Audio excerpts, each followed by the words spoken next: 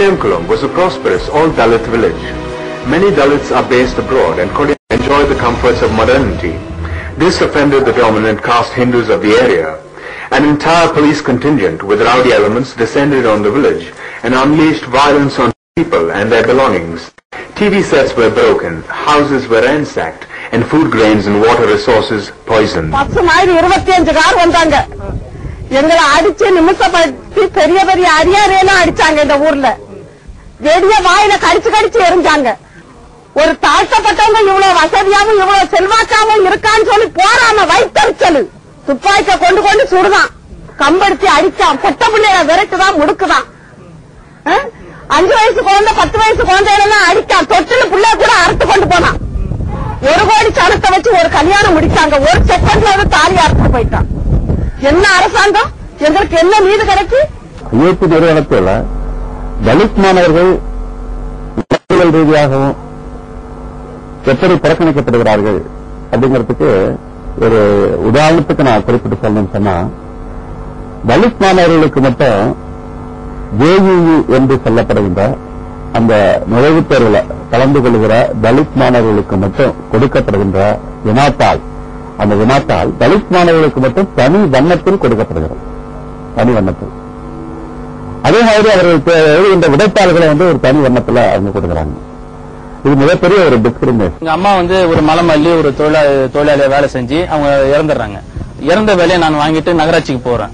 நான் ஒரு நிலைமைக்கு ஒரு தொழிற்சங்கம் மற்ற நிலைகள்லாம் இருந்தாலும் அதிக படிச்சாலும் கூட, ஆனால் அந்த ஆபீஸ்ல நான் வேலைக்கு போறதுக்கு முன்னாடி நான் என்ன பண்றாங்க, நீ யாருன்னாக்க ஒரு பாக்கியத்தோட மகன் தானே, அவங்க ஒரு பிஆர் தொழிலாளியோட மகன், குறைந்தபட்ச அரசாங்கத்தோட ஜீவ பிரகாரம் என்னுடைய கல்வி தகுதி குறைந்தபட்ச வேலையா ஜூனியர் வேலை கொடுக்கலான்னு அரசாணைகள் இருந்தாலும், நிர்வாகத்துல நீ ஒரு பிஆரோட மகன் தானே, ஒரு மலநல தொழிலோட மகன் தானே, உனக்கு அதே வேலை காத்திருக்கு, நீ போன்னு சொல்லி கூச்சப்படாம என்ன அவமானப்படுத்தின சூழ்நிலை எங்க நகராட்சியில இருக்கு.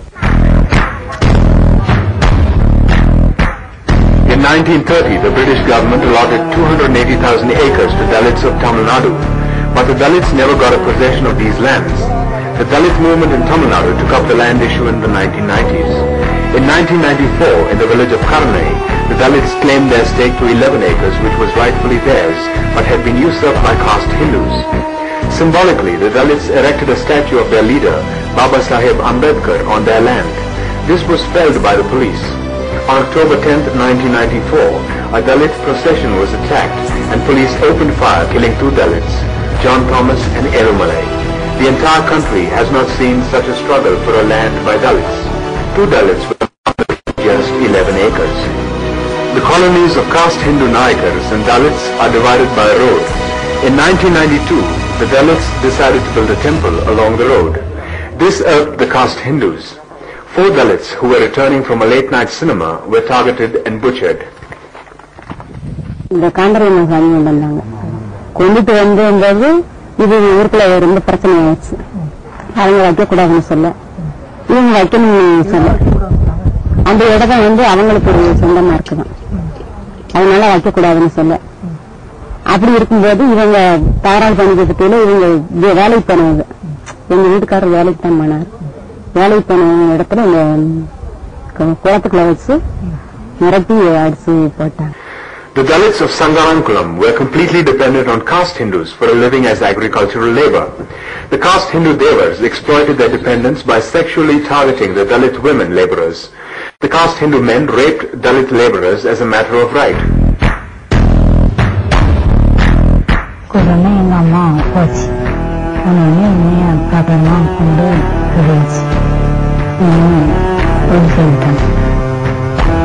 The Dalits of Minachipuram created a nationwide sensation in 1981 when 1,000 families collectively converted to Islam.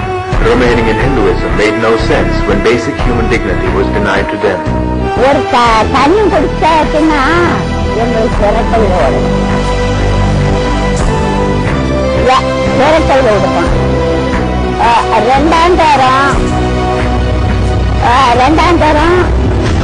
அங்கிட்டு பக்கத்துல நின்னாலும் நீ என்ன எங்களோட ஒன்றிருக்கா அப்படிங்கிறாங்க.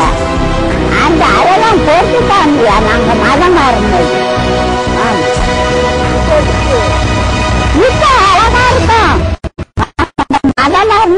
கொஞ்சம் தாவலல்ல, எங்களுக்கு கொஞ்சம் சரி இருப்பு கொடுப்பாங்கல்ல.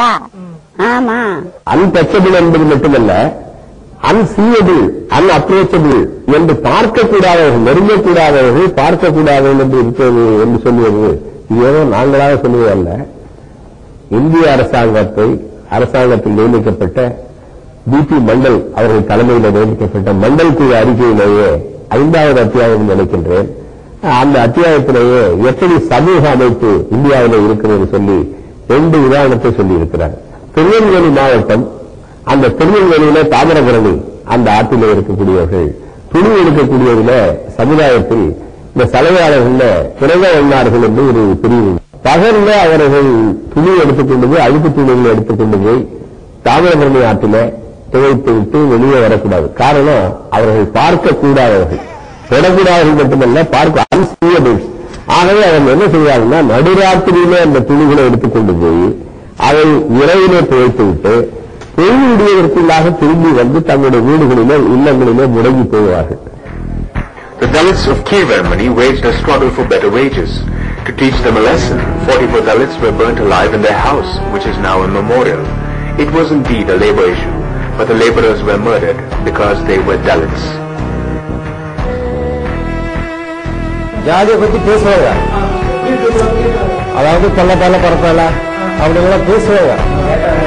ஆமா, தண்ணி அவங்க வீட்டுல போய் தண்ணி தவிக்குதுன்னு கேட்டாங்க சொன்னா இப்படி கையை காமிக்கிறாங்க, அவங்க ஊற்றுவாங்க.